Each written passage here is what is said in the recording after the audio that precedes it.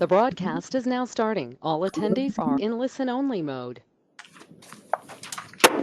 Call to order the July 1st, 2025 Local Government Commission meeting. Welcome, everybody. Thank you for being here during a holiday week. It seems like we are the only commission meeting this week.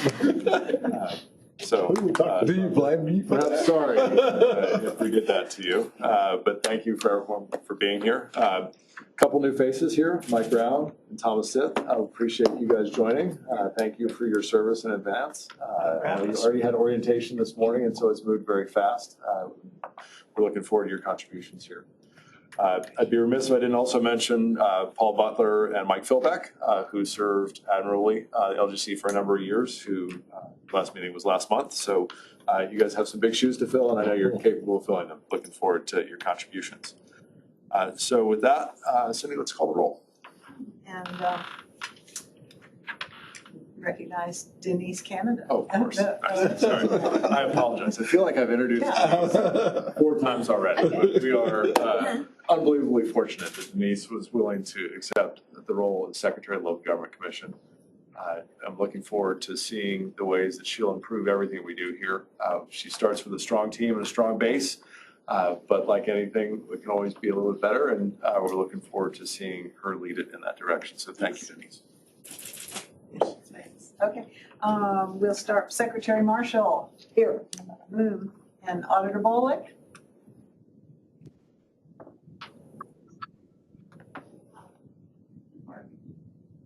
He's unmuted. Okay.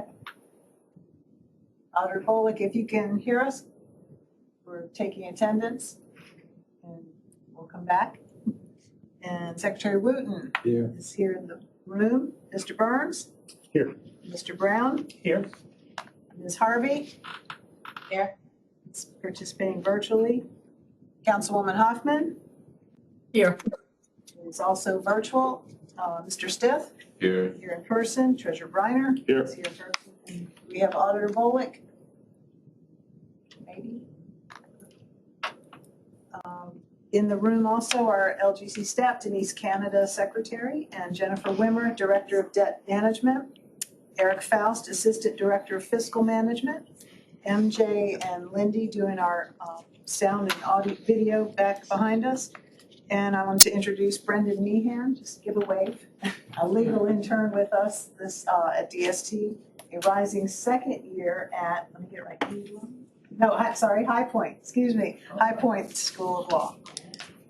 Housekeeping items are, this meeting is being recorded and will be available to the public pursuant to the Department of State Treasurer's recording of public meetings policy. We'll ask everyone to identify yourself when you're speaking. Those of you who are participating virtually, please mute yourself while you are not speaking. Sometimes the meeting may need to continue when, did I hear a? Auditor Bullock, did we just hear you? You've been on it. Hello, can you hear me? We got you now. Thank you, Auditor. Okay, we've marked you as present. Thank you very much. If we have any AV or problems, the actual recording may be continuing. That's just a word of caution if you have conversations that might be recorded and you weren't expecting that. And as a reminder, everyone in the room, if you do need to have a conversation, please go out the hallway. And every month I remind myself not to rustle my papers. The mics are really sensitive and you can pick that up on the recording. Agenda is posted on the department's website. Changes to the agenda will be announced during the meeting. We will take all votes by roll call and without objection, as we've been doing. The members' motions and seconds will be considered as a yes vote. I will skip you unless you want to change your vote. And that concludes our housekeeping. All right. Mr. Treasurer, point of personal privilege. I'd like to introduce somebody who's here with, where's Bill Toole?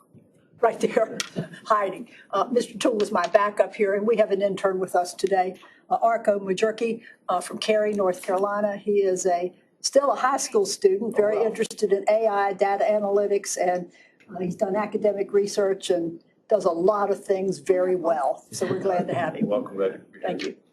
Thank you. Okay, with that, let's move on to the Pledge of Allegiance and the salute to the North Carolina flag. allegiance to the flag of the United States of America, The United States of America. for which it stands, one nation, under God, indivisible, with liberty and justice for all. Salute the flag of North Carolina and pledge to the Old North State love, loyalty, and faith. Thank you. All right, first, I will read the conflict of interest statement. Please take a moment to review the agenda. Commission members are reminded of your duty to avoid conflicts of interest. Does any member have an actual or potential conflict of interest with respect to any matter on the agenda? Mr. Treasurer. The Onslow County matter and the consent agenda. Okay, so we will remove that from the consent agenda. And Mr. Treasurer, the CFUA matter on the consent agenda. CFU as well.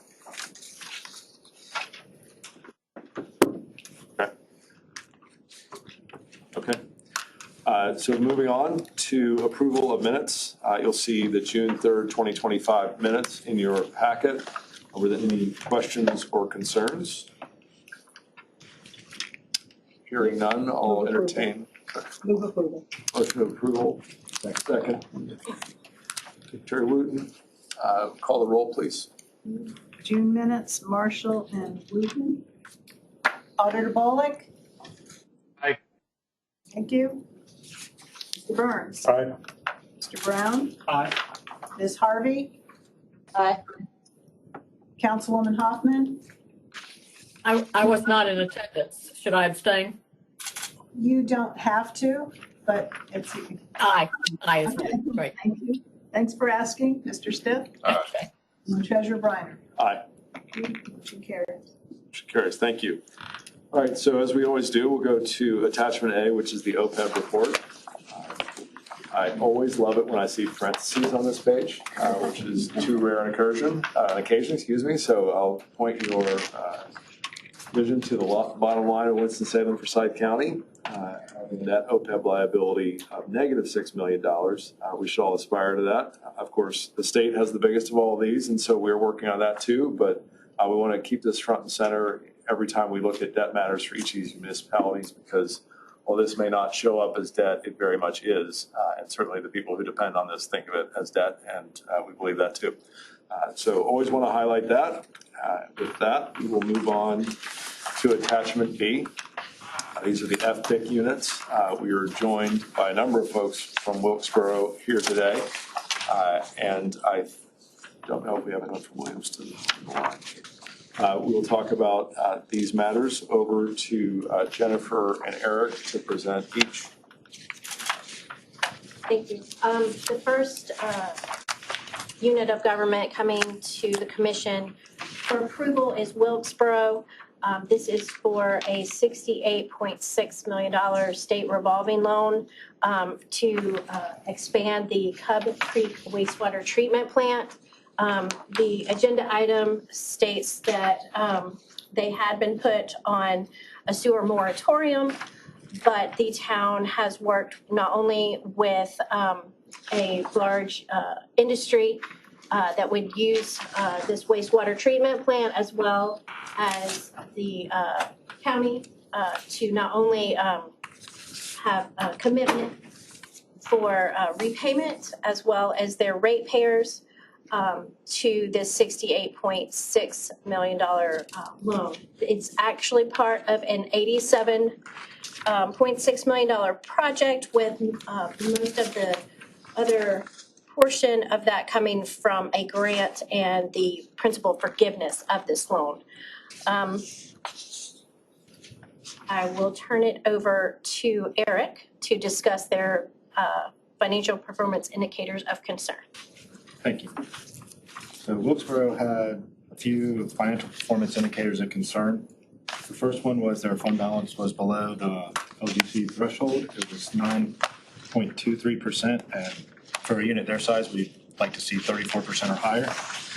And they've told us that they did not appropriate fund balance in fiscal year 25, which is the most recent fiscal year. So that should be increasing, and it has increased over the prior year.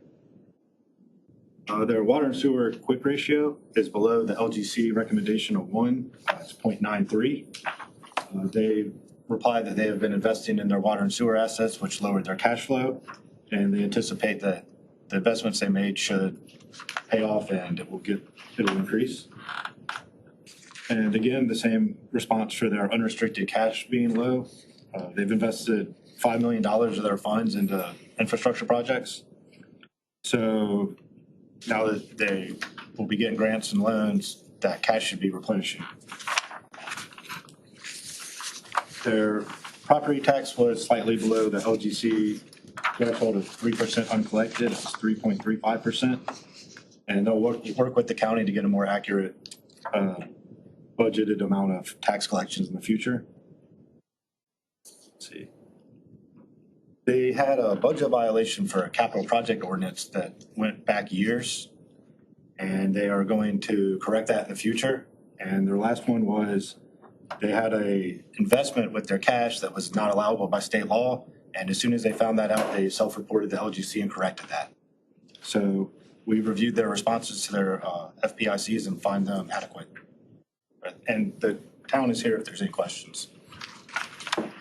On the improper investment, there's a process question in there that I think comes up. How are they going to make sure, and perhaps I can address them, that doesn't happen again? So would y'all like to address that? Sure, I can answer that. When I first started with the town, when we were doing 203. Could you identify yourself? I'm Haley Radcliffe, I'm the finance director, so when I first started, I recognized that was an improper investment. I've taken several classes at the School of Government and saw, so just having the knowledge of what investments will prevent that from happening in the future. Thank you. Any other questions for the town of Wilkesboro or for staff? I guess a quick question about the DEQ grant. Whenever I see grants as a source, and I don't know if that's a state appropriation or some federal money that comes through, or do we know? I guess want to make sure that it's a stable grant. I guess that's the question that, well, I'm trying to get to ultimately on that. With what we've seen with grants being jeopardized quite a bit. The amount that DEQ has put towards this project is already, whether it's a federal, kind of pass through to the state, is already in possession for DEQ. So they do. This was actually awarded, I think, from them at least a year ago. But we wait to have the actual guaranteed maximum price or contract before it comes before the LGC. So there's a lag in that. So these funds were, in their possession before. Awesome. Thank you, Tim. Questions, concerns? Other bullet. Yeah, just a quick question. I noted feasibility, also noted additional information. The town plans to increase water and sewer rates in fiscal year 27, 28, and 29. That seems a little far out and kind of a promise that I'm not sure that the current town can guarantee. That's not a guarantee.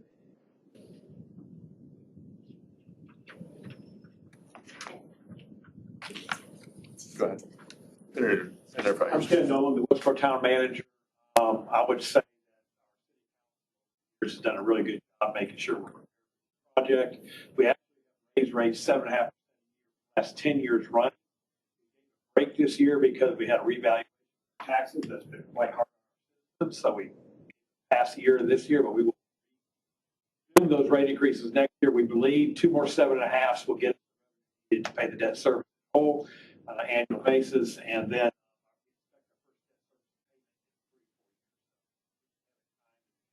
at an appropriate level.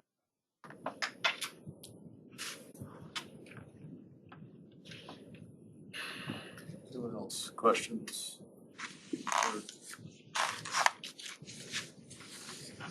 Okay.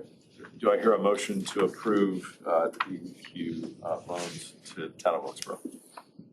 So, Secretary Wood. Second. Second. Mr. Stiff, call the roll, please.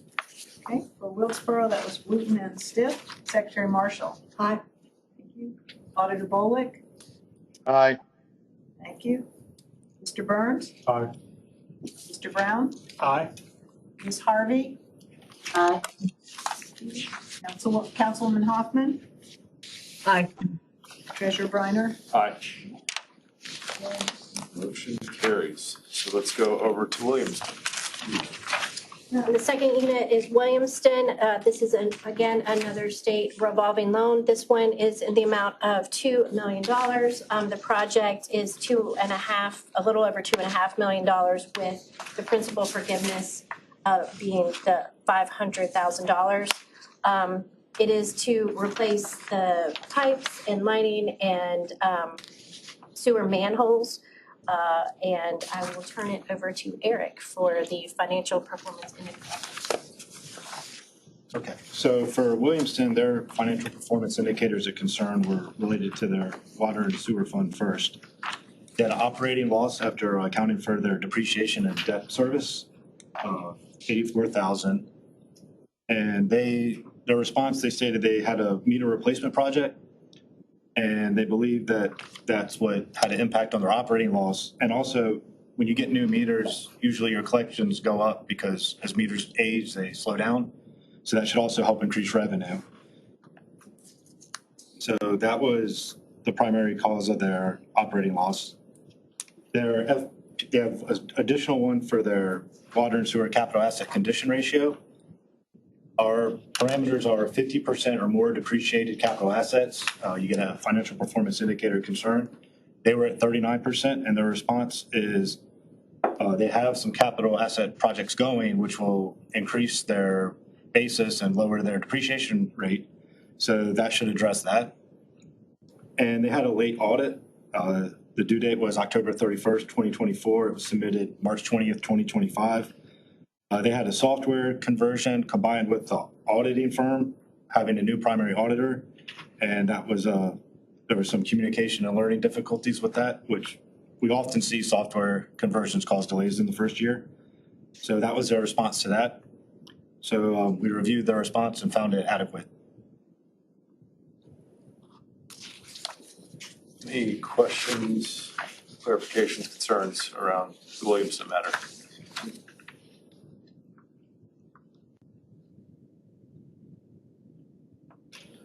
At the risk of getting way too deep into government accounting standards, I guess I don't understand when we talk about a capital expenditure creating a problem, operating cash flow excluding depreciation. Capital asset, it shows up in depreciation. So I don't know how that could cause the loss. That is a great question.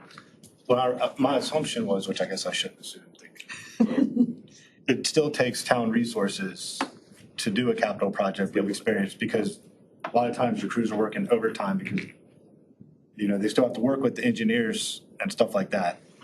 So, but that is a great question. Associated cost of the capital asset. That's a good way to put it. Okay, that makes sense. Thanks.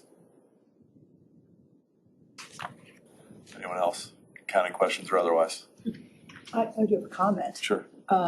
The fact of joining more partnerships into the water, I guess it's wastewater processing. I don't know how viable that is, but I would encourage them to continue to do that so that they can bring down everybody's costs. Anything online? Okay, entertain a motion for approval of the Williamston matter. So moved. Second. Burns, second, Mr. Stith. Call the roll, please. Williamston, Ms. Burns, and Stipp. Yes. Secretary Marshall. Aye. Auditor Bullock. Aye. Secretary Wooten. Aye. Mr. Brown. Aye. Ms. Harvey. Aye. Councilwoman Hoffman. Aye. Treasurer Briner. Aye. We're going to now move to the consent agenda, but we have removed the Cape Fear Public Utility Authority and the Onslow County matter both from the consent agenda. Okay. Yeah, that's great. I'll entertain a motion for the consent agenda excluding those two items. So moved. Secretary Second, Mr. Brown. Call the roll, please. Say that again. I missed the motion. Brown is the second. Yes, ma'am. And second, thank you. All right, consent minus Onslow and Cape Fear.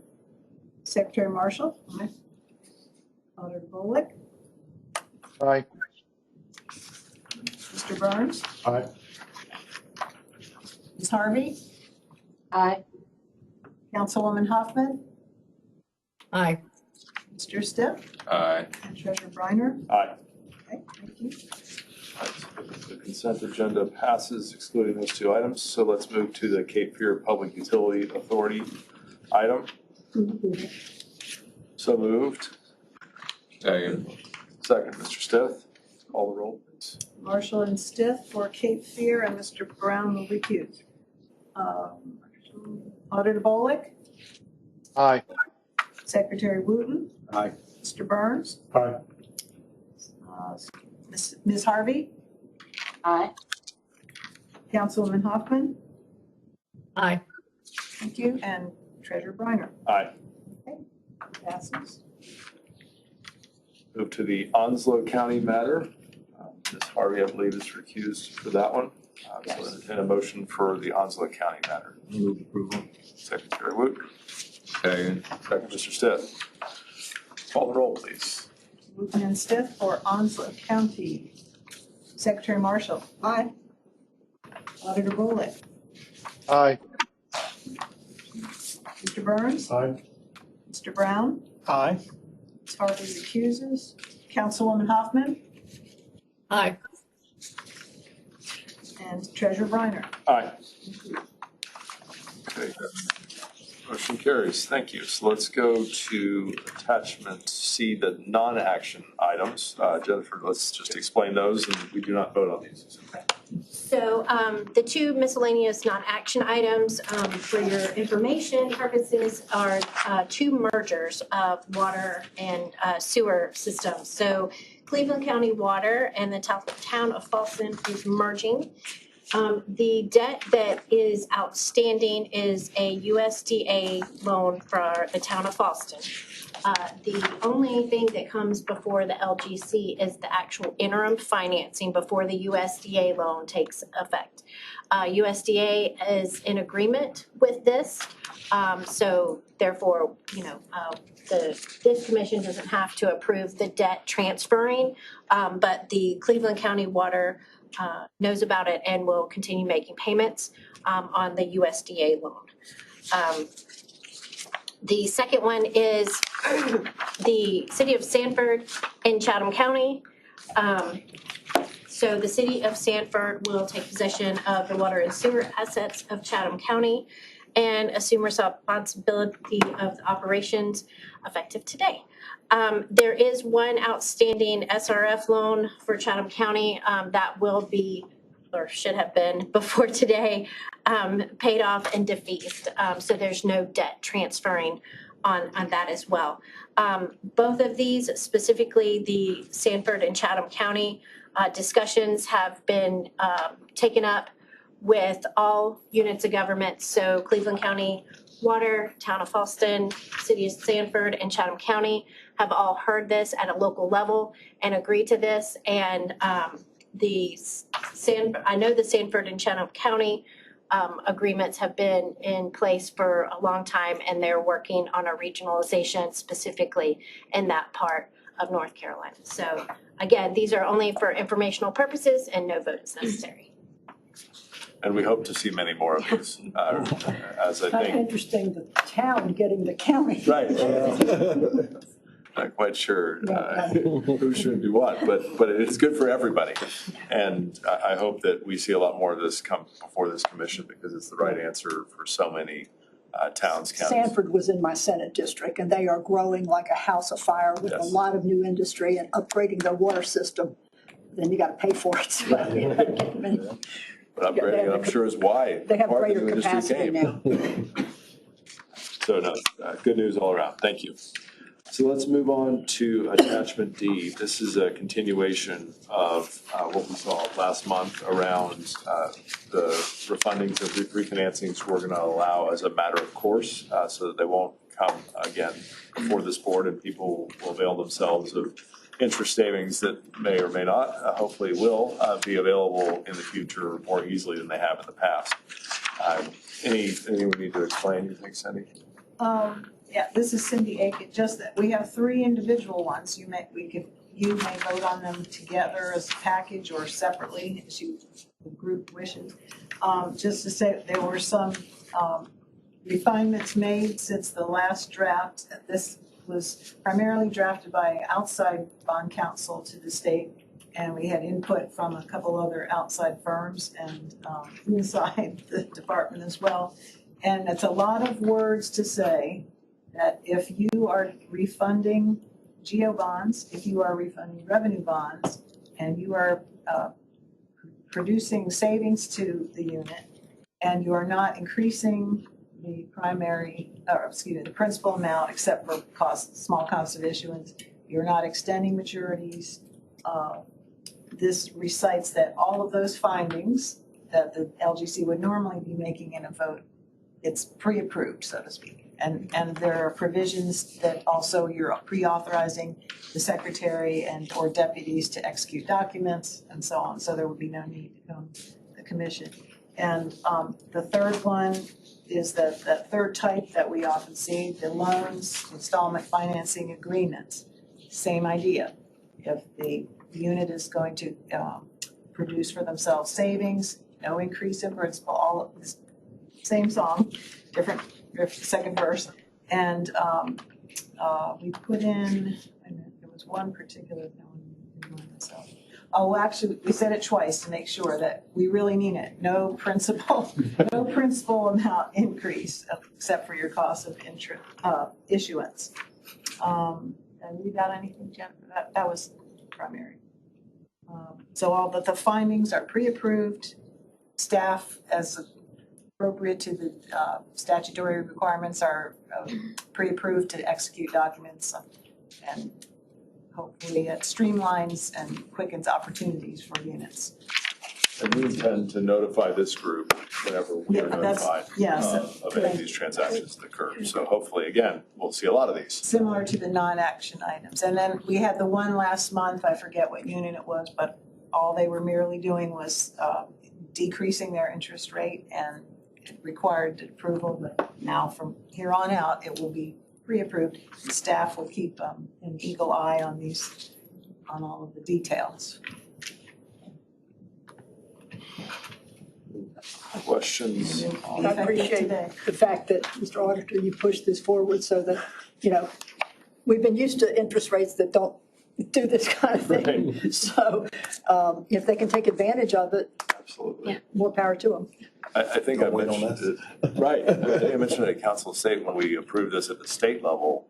We saw cost of issuance change in our most recent state level limited obligation offering by 50 basis points inside of a week. And this is for, incredibly great credit of the state of North Carolina. So the volatility of the bond market is inhuman at the moment, and hopefully that works to our advantage as both the state and for our issuers at the LGC. So are there any questions on these resolutions? They're a little new to you guys, but it is intended to be user-friendly with no incremental risk. Yeah. Okay, I will entertain a motion to approve all 3 resolutions then. So move. Second. All right, I'm gonna go with Wooten and Marshall. All right, for the 3 refunding resolutions, as I shorthand call them, Wooten and Marshall. So Auditor Bolick. Aye. Mr. Burns. Aye. Mr. Brown. Aye. Ms. Harvey. Aye. Councilwoman Hoffman. Aye. Mr. Stith. Aye. Treasurer Briner. Aye. All right. Okay, Right. so long. So we will move to attachment E, SCI review. Cindy, did you want to say anything? I do. Okay. Thank you. Okay, so as we have new members or when the members' time comes to renew their statements of economic interest with the State Ethics Commission, the commission is charged with evaluating your information and produces a letter just to point out if there are any known conflicts or potential conflicts. So I think for both Mr. Brown and Mr. Stiff, they've identified potential conflicts. You are encouraged to review the letters, and the members are encouraged to, again, monitor yourselves, your personal, your financial, your professional, civic relationships for any possible conflicts of interest that might arise. To conform with the requirements of the Act, we are producing this. It's become a part of the minutes to show that, yes, we received it, we reviewed it, and everybody's reminded of their ethical duties. And if any questions, speak up. If not, that's that. No voting necessary. Okay, that concludes the attachments. So over to Denise. Sure. One update for the group, more of a heads up of something that you will be seeing coming your way in August or September. So there's no action for you today. But I wanted to give you an update on the sales tax withholding for late audits. So if you were here last year, you will remember this. And if not, you were in orientation about an hour ago and we went over it then. In 2020, or I should say in last year, the legislature enacted a policy or as part of GS 159 that the local government commission had some responsibility to act on units that are behind on getting their audits submitted, act by potentially withholding the unit sales tax distribution. The deadline for acting, or the deadline for the units to get the audit in is April 31st. Units that didn't get their audits in, we sent them a notice to let them know that they were out of compliance. I'm sorry, it was March 31st. Our staff sent notices to 118 units that did not have the audit in by that point, and that point is 9 months after the end of the fiscal year. Of the 118 units, the good news is the majority were only missing 1 year. We're talking about 78% or 78 of the units only were missing 1 year. But we did have units missing 2 years, 3 years, and 1 unit missing 4 years of audits and 1 unit missing 5 years of audits. So some of these folks are significantly behind, and I think there's a question of how they would catch up. The units had until yesterday to submit an appeal for having their sales tax withheld. We encouraged all units to submit an appeal. For one reason, the appeal does ask for a reason and ask for an explanation, and it's very helpful for our staff to understand what's causing units to get behind. We can't help if we don't know what's going on out there, and so being able to see the themes in those appeals is very helpful. I wanted to report that all but 14 units, numbers are sort of, as of yesterday morning, we had all but 14 units either appeal or 1 unit stated that they would not appeal. And good news, 42 or maybe 43 units did submit an audit since that time. So in August or maybe in September, what we'll be bringing to you are the units who have not gotten the audit in and who have made an appeal. And we will be asking for your decision about whether or not to withhold sales tax on the units that have made an appeal. The board's policy is that units that are only 1 year behind, the appeal is automatically granted. So you'll really be looking at the folks that are 2, 3, 4 years behind. And there's no one in the 5 years behind anymore because that town got 1 audit in. So they're getting in. Least recent or the most recent? The least recent. Unfortunately, you can't start forward and walk back. It only works back forward. So they are trying. Yeah. Once you're behind, it's much harder work to catch up than it is to get it done in the year. How many municipalities are we currently withholding sales tax from? I believe that's 4 units. And as a reminder, the most we will withhold is 2 years, and then there's start to get it back either way. Right. And Cindy, remind me, I have a standing abstention on that since it's my staff's administrative role to withhold it, right? Okay. Yeah, yes. your predecessor, we worked that through and we were involved in that discussion. Thank you for reminding us. Not a bit of a consent agenda. That's true. Mr. Director, that's the only update, other than the next meeting is August 5th. Wonderful. That was quick, efficient. Thank you very much. Any questions, comments, concerns from any members of the board? Staff? Hearing none. People wanting to speak. Entertain a motion to adjourn. Go move. Second. Wow. She's quick on the draw. I defer to the That was Stith and Marshall, I believe. All right, all in favor, say, no, I'm sorry, we roll call. Pollock, Aye. Wooten, Aye. Burns. Aye. Brown, Aye. Harvey. Aye. Hoffman, Aye. Reiner. Aye. Okay. We stand adjourned. Thank you, everybody. Happy 4th of July.